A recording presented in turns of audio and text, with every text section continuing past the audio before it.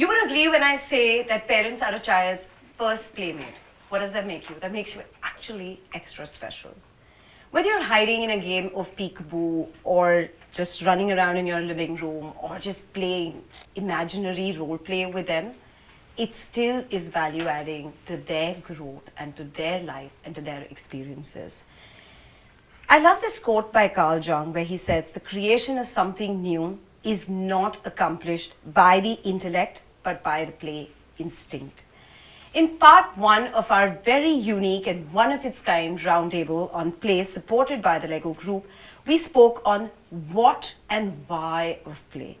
We learned, as per the Lego Play Well report and study in 2022, that 95% of children said that playing helps them try new things. I know these statistics for us as parents sound overwhelming because we're always caught in the hamster wheel of knowing but not doing. Sometimes our inability to manage many things at the same time. This is exactly what we're going to cover in today's second Small Hands, Big Dreams Roundtable on Play. Honestly, I can't wait for the grand finale, that is part 3. But for now, let's hold our horses and dive into part 2, which is how to put this knowledge into actionable play. Joining us today, we have with us two amazing women who have a lot of experience, are extremely passionate about this cause, and of course they're friends, educators, edupreneurs, parents themselves, which is a big plus one. And together, hopefully with a lot of fun, with a lot of actionable tips for you, we're going to see how we can make play a very important part of our children's lives, both at home, at school, and of course outdoors. We have with us today Pia Marker, who's a certified parent coach with a master's in special education and has spent the last 2 decades working with families to help them. We have Ms. Fatima Agarkar, who is the founder of the Agarkar Center of Excellence, and her passion for working with kids defines the different roles she has crafted as an edupreneur, educator, mentor, and for me, both of them are really good friends. So thank you both. Thank you both for doing this. Diving straight in, Fatima, I recently read a report which said that kids who receive one-on-one play with their friends do better at school, with greater language skills and higher self-confidence. I was surprised. Not at all. I mean, this is the center of what we've been talking about in education circles forever, whether it's reports that have been submitted and perhaps post-pandemic is just that much more relevant. We were locked down for 2 years. We recognized that solitary play and just within the family was not enough. Therefore, play puts you into that demographic, into that dynamic where you build on your ability to make friends, disagree, channelize your own emotions, regulate them, converse, conversations. So of course, one-on-one is important and play is the internal part of everything that you do. I mean, whether Dr. Swati Vats has said this or not, the fact is that it is about connections. Through that, in a non-threatening way, you emerge. And for children, that's a safety net. To be able to then explore, experiment, and one-on-one, social groups, smaller groups, larger groups are very relevant. Not surprised at all. I just hope it's more actionable in schools and at homes. Something we're going to be talking about today. And it's got to be, in my mind, put a price on it, guys. Right. Play is important, and not just a sportsman's wife saying this, but it is important to recognize that if this component is missed out in, especially early childhood education, we've seen cascading effects in primary and middle school, and those are some very scary statistics out there. Play is about learning, Mansi, and that's it. Right. Pia, you obviously have young kids of your own, and we lead absolutely busy, crazy lives. For 1 minute, if you had to remove your educator hat and put on mom hat, how do you prioritize play at home? And how do you make time for it? How do you consciously make time for it? So I think the educator hat, for the most part, stays out of home and you swing into mom mode the minute you see your kids. And we have a high energy, fun environment at home. And I think that when people are having fun or people are not threatened, they learn better.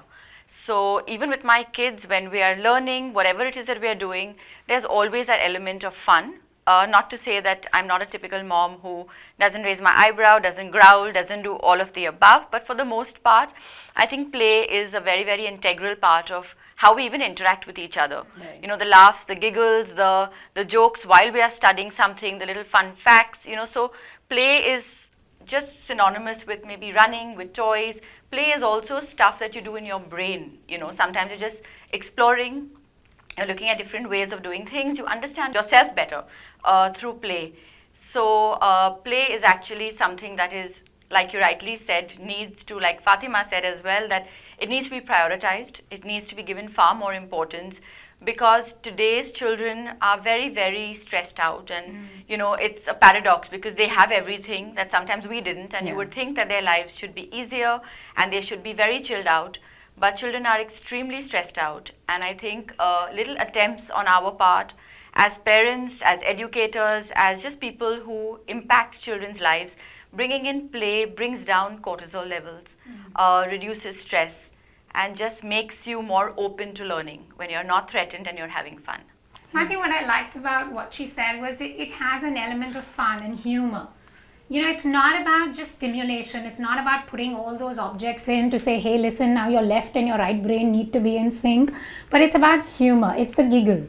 It's actually recognizing that that is a moment to de-stress. Yeah.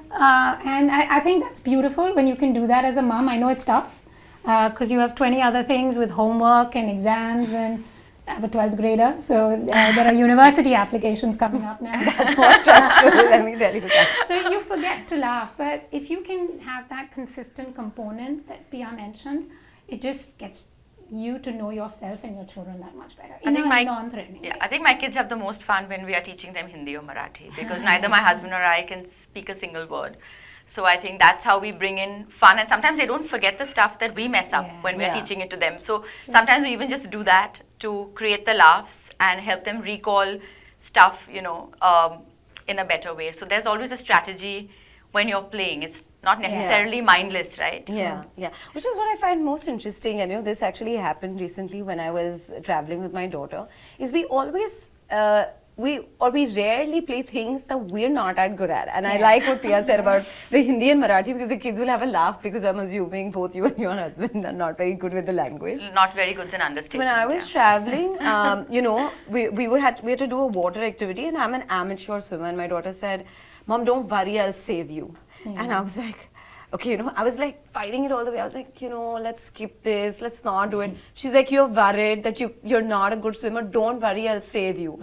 And just that confidence that, you know, it's okay if I'm not as good at her at something. I don't need to always be good at or better than my kids. Fatima, for someone who's not only responsible for her own child, you were responsible for so many children, where you set up schools, curriculums, advisory boards, and working with so many organizations differently, right, in different capacities. Playtime is impacted by the stimulus. So how has that evolved, and how do you make sure that you're factoring in that? So Mansi, you started off talking about the fact that we have all this knowledge about how important play is. But the reality is, and whether you're a parent or an educator or a principal or a teacher, unfortunately, there is the syllabus that you have to finish. You know, and I think that mindset is changing, but we have a fair amount of work to be done. The way we empower our school managements is to think about play as actually something seamless. Play is not as a separate period. Play is not like a life skills period or a GK period. Play is integrated in every aspect of learning, which is language. You know, it could be language literacy, it could be math, it could be science. Because think about STEAMs or STEMs education as it is. It's all about tinkering, right? Just have the kids tinker. Just dismantle it, put it together. Maybe it may not be the perfect boat, but it'll be a version of the boat that they remember because they read it in a story, or they related it to a poem that they've read in their literary class. So we focus on basically saying, don't put pressure on yourself. You've got 10 periods, we get that. You have to finish this. Just factor in 5 to 10 minutes in your lesson plan, including objects that you source, which don't have to be all these glamorous, expensive objects. It can be twigs, it can be stones, it could be, of course, Lego bricks. Lego Yeah. bricks, which is very, very useful because PR mentioned it. It talks about cognitive development and imagination. So this is structure. But you can do it with different components. Art is actually a science. So if art is linked in to your math period, it's all about, just look at mandala art or even Varli art. It's actually science. It's about shapes, preforms that's put together to create another form, which is taking place. Yeah. So if we work with teachers to say, integrate it 10 minutes, make it fun, and they see that joy with groups that have been formed where children are then increasing their vocabulary. Suddenly there are descriptive words being used. Your antonyms, synonyms come into place very easily. There's a nice narrative that goes because there's imagination to do with it. Comes in. Everything fits in if you have an element of fun. And please recognize whether it's a 3-year-old or a 10-year-old or even an 18-year-old who doesn't have fun tinkering. Yeah. So if play then gets that importance seamlessly within your subject areas, and this has happened. And Mansi, you'll come back and say, listen, this happens in international schools, Fatima, because they have longer periods, not 35 minutes where they're trying to fit in everything. I'm going to say that's not true. We've done it in small towns, in remote villages. We've done it in places which takes me 11 hours to reach by road. Literally because there's no other access to that location. So they've been able to do it only because they've realized kids relate, recall, remember, and they're better performing at those exams than it was. Pia just mentioned it. Because they laugh at the Hindi and Marathi. They relate that because it was fun. Play is associated with fun, and that's where the memory recall takes place. Right. So what I see in the classroom, that even your hesitant language or math kid or your science kid who says, hey, listen, I don't want to do this, I'm not that kid, take to it so easily. That means you're creating success stories. But if you use that, through bricks, create that formula for them. Yeah, that would be so Lego. It's visual, right? Math is visual, science is visual, language is visual. We keep forgetting that and we just go back to saying memorize. How can they memorize if they don't have fun? Yeah. So I think it's possible. You've just got to take a couple of chances. Be that risk taker, initiative, what we keep telling our kids to do. Yeah. Teachers need to take a little bit of that risk. Honestly, the impact at performance is staggering. I don't want to tell you what NEET results today have shown. Yeah. Where there's 0 in physics, chemistry, biology, and these kids are doing MBBS. Yeah. Now, if we could have erased that memory and made it fun for them to learn math, physics, science in the way that they understood and could contribute, we won't be faced with these problems. So I know I've said a lot in this short summation, but really I'm stressing on the educator and the teacher to think about how to seamlessly, effortlessly fit it in every subject. At least endeavor to do it 40% of the time. You're good. Right. Absolutely. I can't even think it was so simple that something as simple as Lego bricks could be used to teach any of these sciences, math. Why are we taking away the fun from learning, right? It was, and the 3 R's are going to be my highlight and key takeaways. Pia, you wanted to add something to it? So I actually want to share an observation. I was observing a teacher doing a class once, and she would always enter class with a smiley ball in her hand.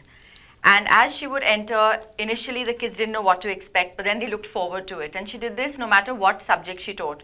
She would take that smiley ball and fling it at a kid and say, 6 sevens are? And the kid would have to give out the answer. And somebody would say, Miss, I know, throw the ball to me. And she would do, like drill or recall of times tables, which everybody drones on and on and on about. Yeah. She would keep throwing the ball at different kids. So what was happening is they were being cognitively challenged, but they were also having to be alert physically to catch that ball and throw it back to her. She would do that for recap for almost every subject. And I would just think, so brilliant, one little smiley ball. So that's something that stayed with me. I do that with my kids sometimes when you're kind of taking up work for both kids simultaneously and you're like, okay, now your turn. You fling the ball at the kid and you ask a question, then the next. And that's what I've taken away or I've learned from this teacher and I take back home. So how can parents make sure that they're picking toys?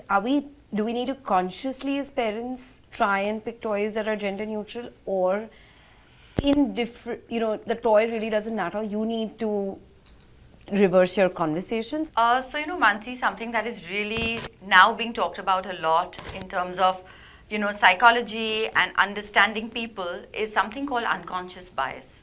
It's something that we are unaware that we have, and each and every one of us has it. Like if I were to ask you to close your eyes right now and visualize a police officer, what do you visualize?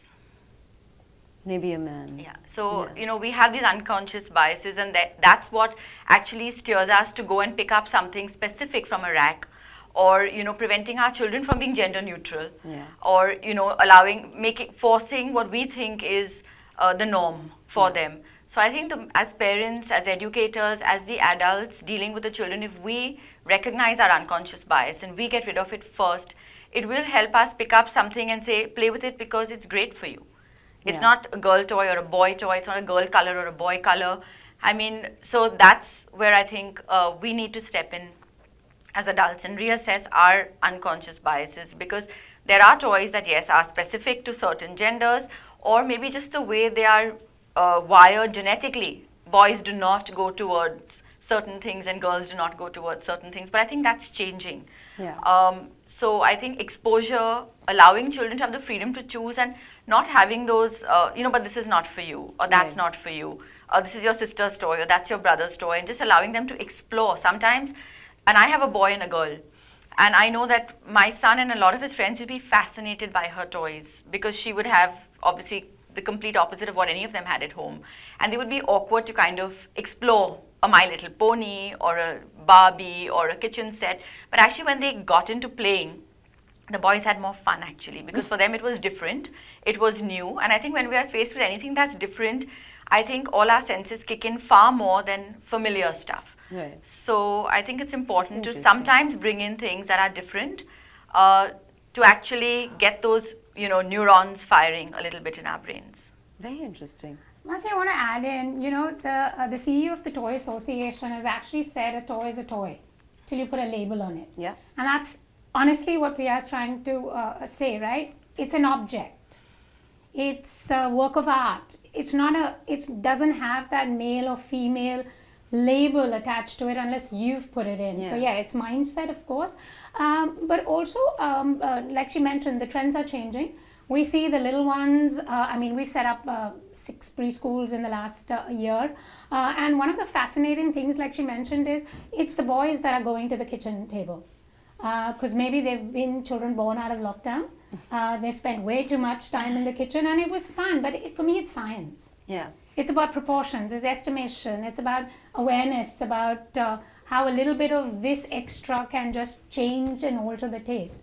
And by the way, all the master chefs are men. So I don't understand that. And then we think that's not a profession for... So yeah, it's changing. But again, even there's a lot of research done in Stanford and Harvard about this as well, where they actually experimented with children, got them in rooms together and just gave them, you're saying gender neutral, in my head it's a toy.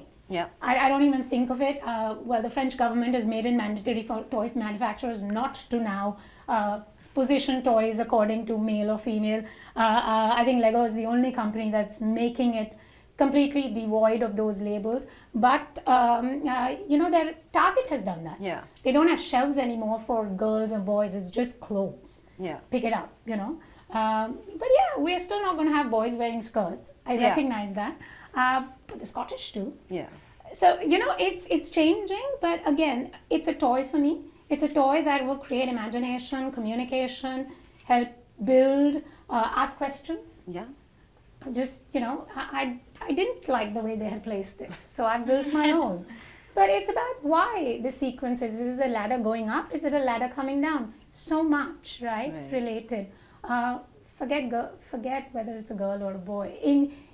As educators, and please, Mansi, this is a fact, we don't plan lesson plans thinking I'm planning for a girl or a boy. Yeah, it's a co-educational school. We have all of them, but we think of them as human beings. So interesting. So I think that just sums it up. That let's take away this gender neutrality and all of that. That's just, for me, it's a hype. Yeah. Look at it as an object. Priya, you're also a special ed, you're also a special needs educator. What is the impact of play on children with special needs, and how does building or creating or collaborating, all of this happen for children, and how do you use techniques to kind of foster it or bring it all together? So while we use play therapy as a term, sensory integration is the term that we use in terms of enabling children who have special needs. And sensory integration, simply put, is just helping a child use all their senses to react to their environment or to play in a desirable manner.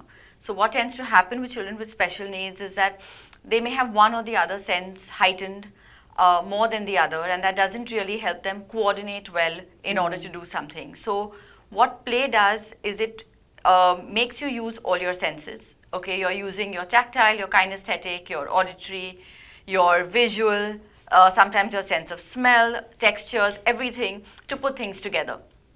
So manipulating things, putting objects together, whether it's balance and coordination, all of those little things come together, which seems like just ordinary play, but it is a therapeutic intervention called sensory integration.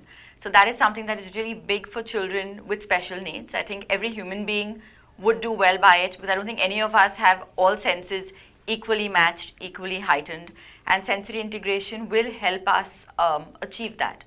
So play is great for children with special needs because they're so threatened by what they cannot do, and play takes away the threat. The minute you're playing with someone, there is no threat.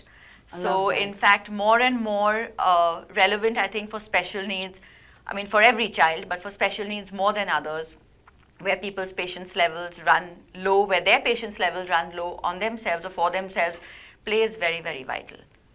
So May I just add in a point here? Because I'm actually now thinking about the classrooms where, I find, Pia, that there are children who need support. And it makes so much of sense when you say in a non-threatening way they're able to control. And then there are the extra smart ones who are really independent and can really create anything. They also don't need that support from us. But it's the happy-go-lucky in the middle. Who, bless their souls, are just happy. Yeah, with no direction really. But they're not the ones who light the stage on fire with their oratory skills or raise their hand up saying, "Miss, I know the answer," or say, "Give me the ball because I know the tables." But you put objects in front of them. You put a Lego, you can actually read their mind. They're expressing in a non-verbal way, but we use that as a pre-assessment tool. Especially during admissions, we get these kids to play, and you can figure out what the child is comfortable with, where the hesitancy is, where the child is going to take risks, what the child has created without verbalizing. If the child has created, it's obviously in the mind. It's just another step to express yourself. But this is such an important diagnostic tool, if I could. Sorry, the educator's hat goes on. That's useful for my happy-go-lucky in between. To say, okay, I can drive this now. I'll push this kid to do this, and perhaps, like you, jump into the water and be saved. But I love that play is non-threatening. Yeah, I just, like, for me, it is such a big takeaway for me, because I never thought of it like that. And it just somewhere has created a level playing field for the one who wants to catch the ball and answer, the one who's, the happy-go-lucky, or the one who's struggling, right? Because this does not define, I could build this, but I still may not be, top of class or bottom of class. If I build this, you can't put a label on me, whether I'm dumb, intelligent, sharp, whatever labels we give kids hopelessly, right? So for me, play is that non-threatening, that feeling, right? And I completely love that, Pia. Obviously, and I'm sure you both get this as educators as well, the impact of screen time, right? And I know it's not going anywhere, and we repeatedly keep getting this question on Kids Stop Press, that how do I make sure that play wins over screen? And it's never a battle. How do we make sure that play is winning over screens? You know what? If you're taking a child away from a screen, remember you're taking away the visual, you're taking away the auditory, you're taking away the story that's unfolding, told in a way that's voice modulated, all the right attractions, right? So anything that you would therefore suggest needs to be a suitable alternative. Therefore, it has to have all the elements of what they would get on the screen. It has to be fun. You have to do it with them. And that's where the working moms will say, hey, listen, we don't have time, we're exhausted, all of that, but we get to that solution. It doesn't have to be 40 hours. Yeah. It can be a few minutes. But if that routine sets in, and Mansi, parents don't recognize, educators don't recognize that it is actually a structure and a routine that a child needs. Yeah. It cannot be unstructured. It cannot be without a routine. If you put that in, for me, it's a 3-day rule with kids. You pack it in. You consistent with your communication and the process and the consequences. They just follow. They're probably more adaptive than we are. We'll take a little longer. They're quick to replace an existing memory with something that they think can sustain their energy as well. Yeah. So alternative would be to make it more fun, stimulating. And hey, Mansi, I'm pro technology. So I have to say this. I believe it's an enabler. I don't think this fixation on screen time should take away from the advantages as well. Then it's about negotiation. Right. Then it's about essential agreements. Okay, your time, your choice. You Pick tell me what you want to play with. Yeah, and how much screen time. So let's decide. Let's next negotiate. Give it a few days of experimentation. Figure it out. You're a sensible mom. Any mother will know that it's not 24 hours. Yeah. According to me, wake time for early years kids is about maximum 9 hours. The rest should be in food, sleep, school, all of that, right? You're anyway away from the screens. So what can you do to give them that space? Because they cannot grow up in a world without screens. But how do you make sure that they don't go towards the screen by making the alternative super fun, super engagement, combination of indoor, outdoor, not just board games or playing a musical instrument. Kids, Priya mentioned, are wired differently, right? Just combination. Right. Listen, an extra half an hour or 1 hour is not life-threatening. Yeah. Again, not life-threatening. Yeah, and to add to that, I'd also like to mention that learning skills, right, are not equal to play. So what I mean by that is parents often tell us that, oh, if my kids are going from one class to the other, or they're learning this or they're learning that. I think, and you guys can tell me if I'm wrong or right in thinking that, that's still structured play. The power of unstructured play or free play, as we call it, is so much more, right? Where you're just actively sitting down and doing nothing else but playing. Playing, reading, music, creating music with your kids. So that's outsourcing, Mansi. Yeah. Classes are outsourcing. That's not play. That's just saying, hey, I didn't have time to do it myself, so I've just parked it with this one. You know what? They told me 10 hours of sports, physical activity a week for a middle schooler. Done. 3 classes of football, 2 classes of cricket, and in between you throw in yoga. My job is done. That's not what we're talking about. We're talking about an engagement. We're talking about you contributing to that conversation, making it fun, laughing, saying, listen, I built this pointless thing. But hey, listen, that's pretty interesting, Mansi, what you have. So talking about It's balance. Yeah, it's balance. Which is like lopsided this time, right? So this is my mind space.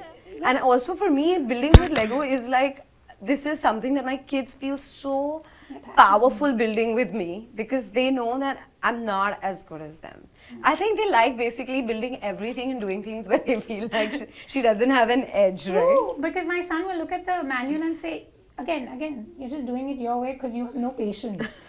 Follow the rules, mom, follow the rules. And I think that's taught my son, who is very, very impatient, rules.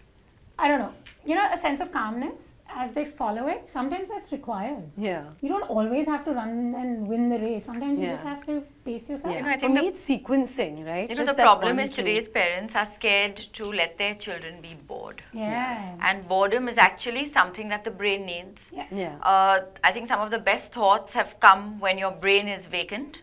It cannot be when you're rushing from one place to the other, when you're trying to make it to the next class or complete the next thing. So, Eating in the car.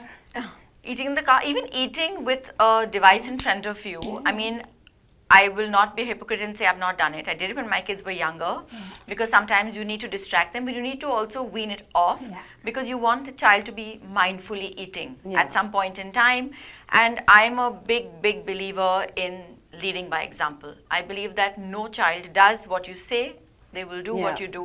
So Yeah. if you're saying no screen, but you are saying that while you're looking at your phone, your child's going to get to that screen. But if you put your screen down and you say, come on, let's just do this together, which child doesn't want to engage with their parents? Which child doesn't want to engage with family or do something different? Yeah. So, like both of you, I'm not anti the screen. I do Yeah. believe that this is the way, this is their reality, honestly, and it does make life easy in many ways. Yeah. It's just important for us to know what they're consuming when they're on that screen, Yeah. right? There's a lot of good stuff out there, a lot of mindless stuff out there, which also the brain needs sometimes. Sometimes Yeah. you need some mindless fun. You don't need to be Yeah. Yeah. constantly hyper focused all the time. That's also overrated. Sometimes foolish, silly Yeah. memes and things that just make you laugh is good enough. So I'm not someone who's anti the screen, but I have always ensured that the screen came at the end of the day or after another activity. Yeah. Because I've realized that the transition from screen to something else is hard. Because like Fatima said, it is so packed with everything attractive Yeah. that I think human beings can't sometimes match that kind of gratification they get from screen. Right. So my kids will move from an activity to screen and vice versa very rarely, but they also give up the screen, like she said, when the activity is as alluring or as much fun. Yeah. So we got to put a little bit more thought into fun and play, and not just as turn your laptop off and go and take your toys. Yeah. You know, it's like You know, I have to tell you this. So my daughter was building something yesterday with Lego. Just assume it's this. So she and her friend were actually building it. And what they did was, she's like, okay, we need to do it together. Let's time ourselves. And they both did it. So the other one took pictures of how to build it through my phone, and they had it, and then they were building it as two separates. They built it together. And she said, Mom, now we built this. Now she said, how can I make it, how can I use AI to make this truck hypothetically turn around? And I was just thinking, you know, I'm in the middle of this work call, and I am so blown by what my daughter has said, because now she went to the computer and she started looking for apps, you know, to see how this thing can be converted to a 3D And visualization. that's, by the way, engineering. And I was, Fatima, I kid you Yes. not, but for like 30 seconds I looked at her, I hung up on that call, and I started doing the project myself with them.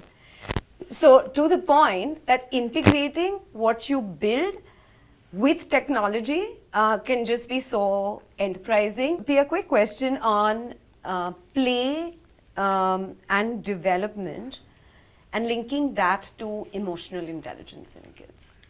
So play, I mean, while you can do solitary play, when we think of play, we always think of playing with someone or something, Yeah. right? And I think any interaction with a being outside of yourself develops a lot of understanding of yourself, right? Whether you like something, you don't like something, your frustration tolerance, your patience levels, your ability to see something through, your levels of perseverance. So those are all skills that I think are very, very underrated. And this is something that I had said recently when I was addressing a bunch of parents, that we're so focused on academic success. Our kids get their foot into the college, into the school, but sustaining themselves through that are all these other skills that you require, which is problem solving, empathy, compassion, Time management. resilience, time management, perseverance, so many things that come through play. I mean, I can try to build this, it may take me a day to do, it may take me hours to do, but the ability to actually see it through to completion is something that is invaluable, right? So I think our social emotional quotients develop, our ability to troubleshoot, all of those things are really, really important, and they come through play. Right. You spoke of a very interesting thing of different stages of play. Do you guys want to walk me through the ages and stages of play from infancy to, about 10 to 12 years? The dynamics change. It's not a stage that leads to another stage, Mansi. There are early years kids who are very social and they love to play with each other. And then there are kids who are private. But it's about just understanding personal space. It's about enabling them to, in their own way, make those connections and form those relationships through play. So it's, I don't like theory because it just bogs us down. Then we look at one stage, second stage, third stage, and then we'll try and follow that, and in that miss out on the beauty of seamless movement. Just treat play as a social thing. So if it's even in a group, maybe two kids are playing separately, but they're still part of a larger group, a part of a larger community. So I'm not into the stage-wise development because I just think it takes it away from what the children can then move into. And I think COVID's taught us one thing. Kids are racing into some things like life skills way more than they were pre-pandemic. Maybe the academic has taken a little bit of a lag. But eventually what's really important is the balance. So I'm not into the whole stage-wise development. I'm just thinking of it more fluid. Right. So, I guess stage-wise just helps people, I think, know what to expect. Yeah. I think that's what it helps with helps moms know that, okay, is my child doing what they're supposed to at this point in time? And like Fatima rightly said, it is a lot to do with your personality as well. Right. So I think playing with another person can happen once you're ready to share, once you're ready to take turns, once you're able to give and take, and that is a part of your emotional development which only comes in by age maybe 4, 5 and above. So there are children who don't like to share their toys, so parents have to also be mindful of that when they're having play dates or they're taking all the toys out. It's something I tell parents all the time, that we tend to not give children the respect that they deserve. We look at them as little people and we feel they don't know. One thing I've always done is when my kids have had friends come over, I've said, what do you want to share? Keep that out. What you don't want to share can be hidden away in my room. Because we have friends, and it's not like we say, oh, you liked my clothes, come on, take it out of the cupboard and go, right? We respect our space and we expect people to do the same, but we don't do that with children. We say, come on, you have to share. Sharing is good. But it's a very human trait. You can share comfortably everything with one type of person who you feel non-threatened by and somebody you don't want to share with, and that's fine. So even in terms of ensuring that play is fun, to even organize that much for children. So knowing that that is a normal stage of development and then gradually easing them up to understand that, your friend is playing with a toy doesn't mean they're going to take it home. You're not threatened by it. That is also a part of emotional development that goes hand in hand with being able to play with people and then moving into larger groups and circles. Right. So that is something that we need to know and move them up from infancy into young adulthood, where they learn how to cooperate and play, give and take, lose, win gracefully. All of those things are aspects of play. You've got to know that sharing is a large part of play. Yeah. And while we just say, just play, sometimes you've got to match personalities, you've got to match interests. It's not as simple as just play. So if you can, as a parent, know that your child is great to share, it's great to cooperate, and we know that those are things we want to teach our children, we've got to have that as our ultimate goal and ease them up through those stages of development. Because a child at 2 and 3 does not know how to share, does not know how to cooperate, and then putting them in that position is only going to make that play date a disaster or the experience unpleasant. And Mansi, you have to remember, we've come out of pandemic. These kids were in lockdown. They were in isolation. There was no social skills. So for them, you've told them, stay away, keep away, you fall sick, if someone coughs, this will happen. You've put all that in, and suddenly you're saying, now go and share. Yeah. With another kid who's put her finger in the nose. So there's one kid in the preschool who said she just put her finger in the nose, Miss Fatima. I will not do it. Senior KG, of course, is a little more eloquent than your nursery babies. And you know what? She's right. It's true. Even sharing food, right? You sit at a table, not everyone, like personally myself and definitely my son, we don't like everybody just digging into plate. We like, serve yourself, take it out of... Though I love the bori thal. So, it's like, it's even that, right? So it's sharing, it's enjoying a meal with somebody, that's also play. Yeah. Sometimes, it's interaction with people. Play is such a cognitive thing. We look at it as a physical thing, but it's actually a very, very cognitive thing. Yes. You can be manipulating a toy and not be there at all, mentally, emotionally, happily, otherwise. So I think it needs to be integrated entirely. All of you needs to be engaged with that toy or that experience to make play fun. Okay, important question. How can play become an integral? I know we've touched upon this earlier, but when we were chatting about this, that the first period that gets bummed off is always the PE period or the sports period or the art period, which are all forms of expression, collaboration, communication, creativity, and play for the child, right? Structured or non-structured. How can we make sure that it is integrated as part of that sort of right importance is given, and parents don't think of play as just whiling away time? Yeah.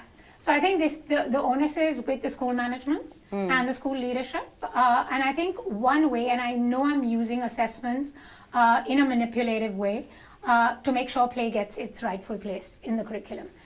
When your report card talks about effort grade or talks about time, dedicated effort, skills, initiative, risk taking, all those skills associated with and around play, you'll suddenly see teachers putting a little bit more importance in their lesson plans. This gets audited, of course, by the coordinators. When teachers are communicating this, or when management is rewarding children for taking that initiative to represent, I'm not just talking about sport, Mansi. I'm talking about art. I'm talking about performing arts. So creative arts, performing arts, play, mindfulness. Yeah. Pia mentioned it. Listen, these kids also need to go into a room and just talk.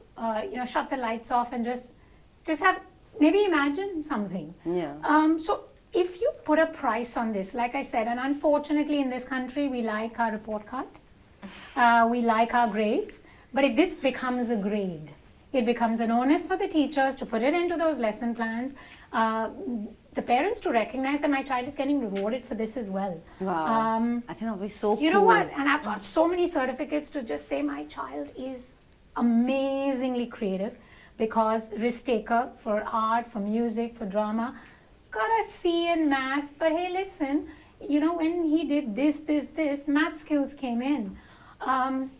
Honestly, it will change. I'm taking the manipulative way, but I think that's the only way to save these children and give them the childhood that they deserve. Yeah, so interesting. Pia, you want to add in anything? I think I'm with Fatima in this. I mean, I've been in school leadership for 20 years.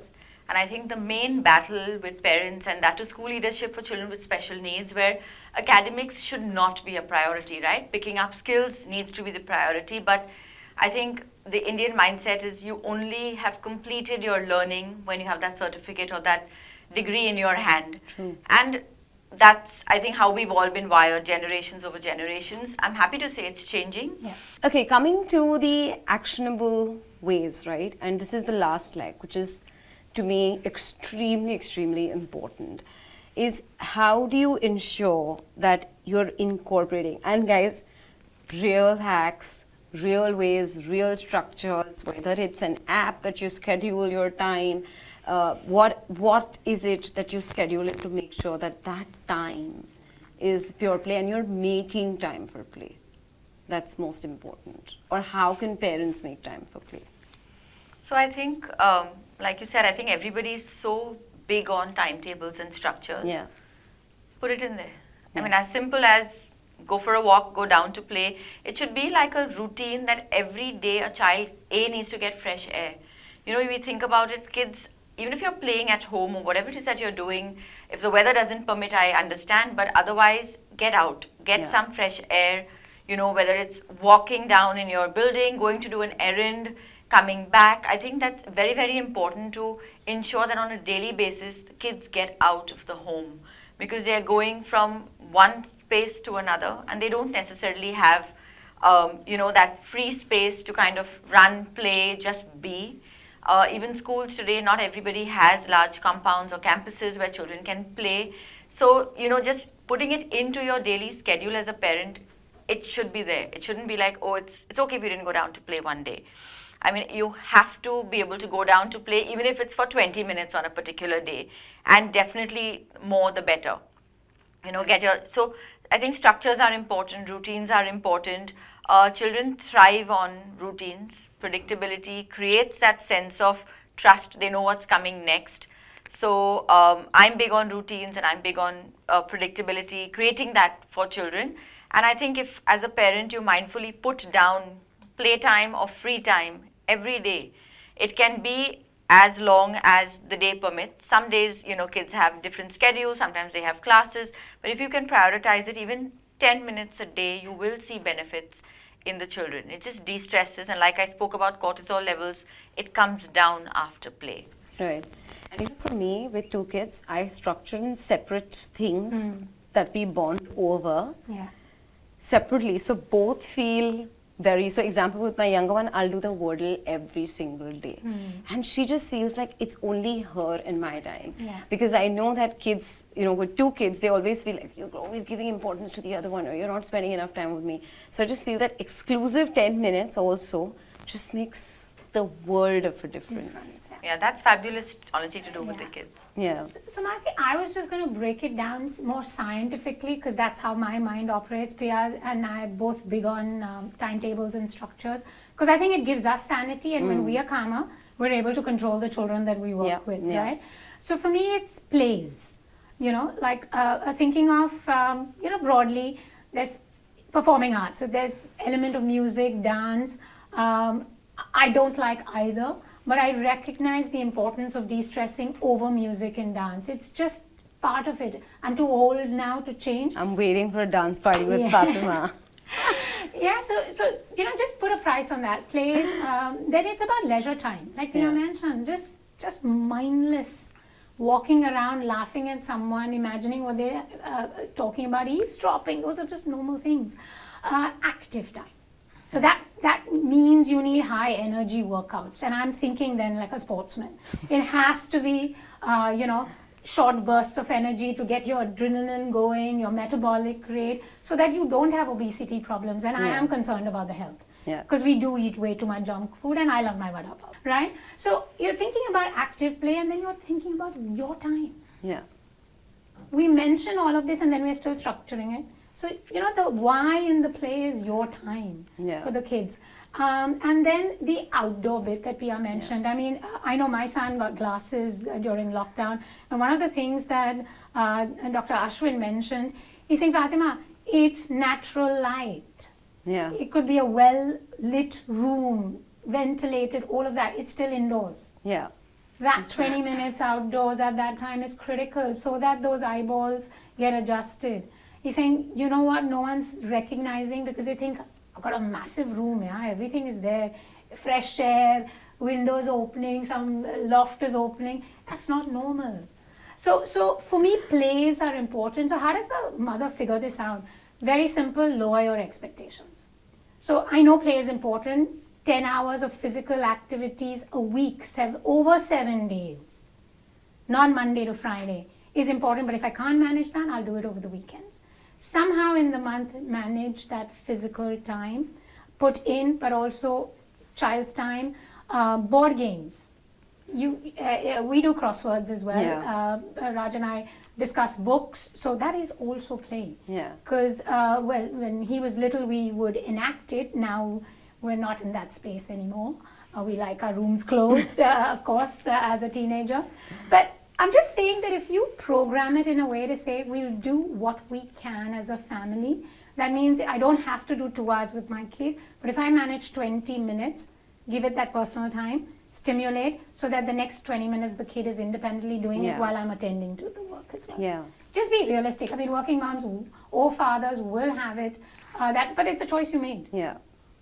Some sacrifices for you to check up on your Insta at 5 in the morning, but when your kid is awake at 6, maybe have a conversation over food, like Priya mentioned, as opposed to screens. So this one mom had reached out to me saying that, I come back from work and then my kid gets so clingy and I have so many errands to run, and I'm like, take him along. I'm like, but he'll slow me down. He doesn't want to walk as fast. So this is something I would do with my son because he also didn't like to walk as fast. Is we would find a stone and kick it all the way home.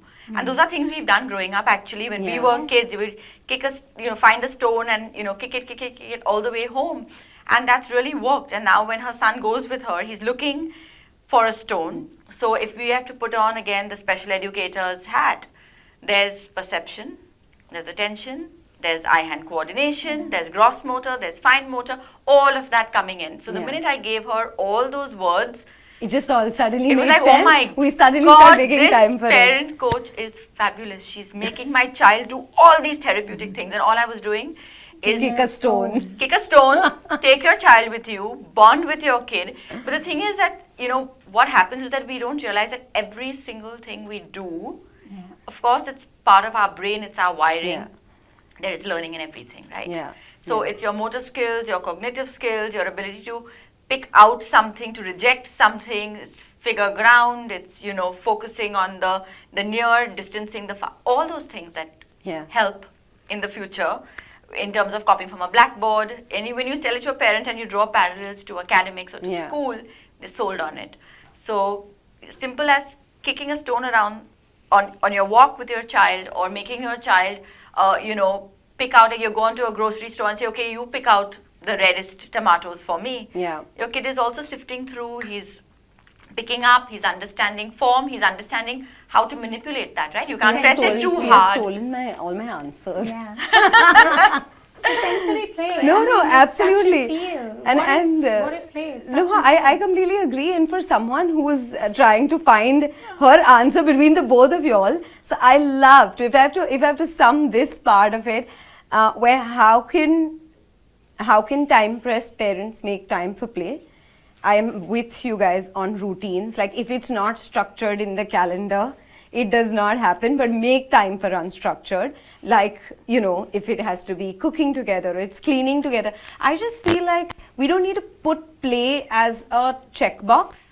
And it doesn't need to be that one thing, because what I'm getting at is thinking of play conventionally. When Correct. we think of play, we are Correct. thinking conventionally. We're thinking of running, skipping, climbing a jungle gym, playing with a toy. We're thinking of it conventionally. But what is play actually? It's the brain manipulating their environment in a fun, non-threatening way.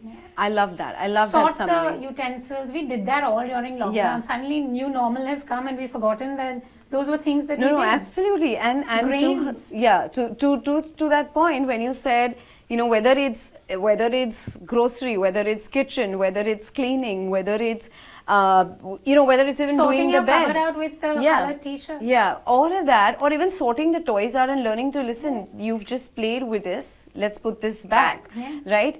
With all of that, and I'm going to be that mother who does not mind saying that chores is also equal to play, because it's more. Yeah, chores is not only a parent's job, right? So I just feel like play is not a label, but it is, like you said, this for me, Play is an emotion. It's an emotion. I think you've summed it up beautifully. Absolutely. It's just an emotion, and for me, it's just that emotion that just brings everybody together, brings out different facets of people. Like the other day we were playing double, and my daughter said, Mom, you and Dad get too competitive. I'm not playing with you guys. And one of us had to back off, because we're like, okay, play also brings that emotion of being competitive, right? So it's just funny that we say this, but I think you beautifully summed it up, that play is an emotion. Guys, both of you all have been brilliant. Any words to sum up before we conclude? Play is not something that is separate from us. It's a part of us. It needs to be a part of our personalities. And when you see really old people who have stayed young in the sense of spirit, it's because that playfulness or the child in them is well and alive. So I think that is something that we need to prioritize for a long and happy life as well, right? So that is important, to give play its due space in academics, in school, in life in general, because it gives us opportunities to know ourselves, to know who we are with other people, and where we fit in terms of in our social world, right? We're different people when we play, we're different people when we play different things. So play is extremely important, and I really, really hope that through this initiative of yours, Mansi, that more and more parents prioritize play over everything else. Brilliant. Absolutely brilliant. Taking off from where Pia concluded, it is about educators, teachers, as much as parents, to recognize that it is a partnership that's going to give us this opportunity to give the children what they need in terms of a foundation. Sorry, it's non-negotiable. It's not about, this is ideal, I can do it, I'll do it next week, I'll see how it fits in. You know what? You take those vitamins, you take those minerals, you put a price on your health, put a price on this, because this is associated with as much as learning as mental health and physical health. So Mansi, it is not just about conventional sport. It's not just being about outdoors.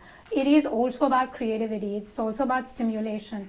It's actually acquiring all the learning skills that will help your child crack examinations, because it's about control, regulation of emotions, time management, decision making, problem solving, all of that put into practice to give you that optimum output, which you hope will build those careers.